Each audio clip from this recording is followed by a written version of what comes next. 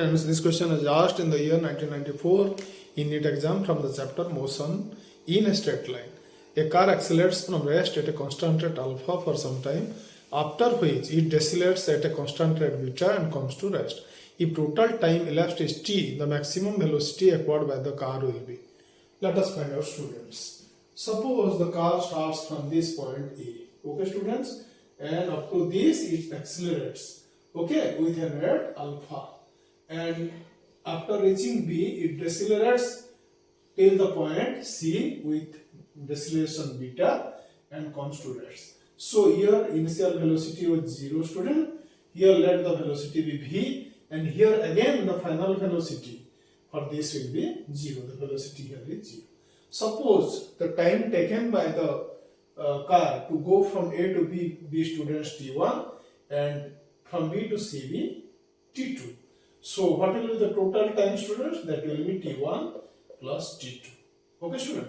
Then see here in the first situation, it is going from A to B. What will be the equation of motion, student? V is equal to U plus AT. And what is V? This is final velocity V. What is U? U is 0. तो initial velocity car accelerate from rest. मतलब U 0 है, तो student हम लिखते हैं 0 plus AT. Okay, and A क्या है? Acceleration student alpha है, तो A की जगह पे हम लिखते हैं अल्फा. इसका मतलब है स्टूडेंट, और T कितना है मैंने बोला था आपका T1. ये टाइम लगा T1 कार को यहाँ से यहाँ जाने के लिए.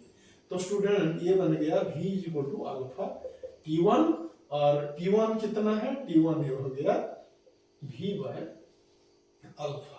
Okay student. तो फिर यहाँ से यहाँ तक जब गया कार, तो स्टूडेंट यहाँ इनिशियल वेलोसिटी था V, फाइनल वेलोसिटी था 0, डेसिलेशन था बीटा. तो इसका इक्वेशन ऑफ मोशन क्या होगा student?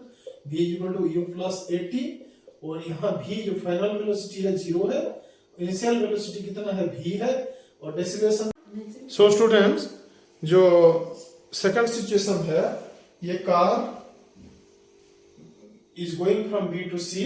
It is taking time T2 and it is accelerating with a deceleration beta, and it is coming to rest with velocity 0.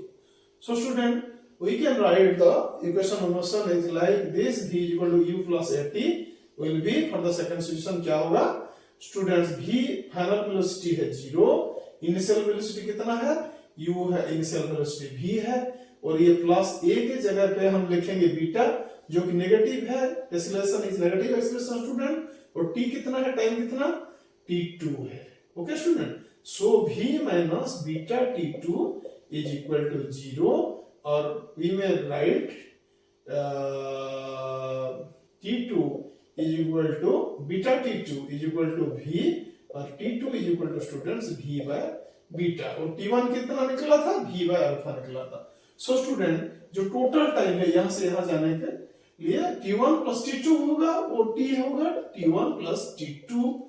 तो क्या होगा? V by alpha. T1 क्या है स्टूडेंट्स? V बाय अल्फा है, और T2 कितना है?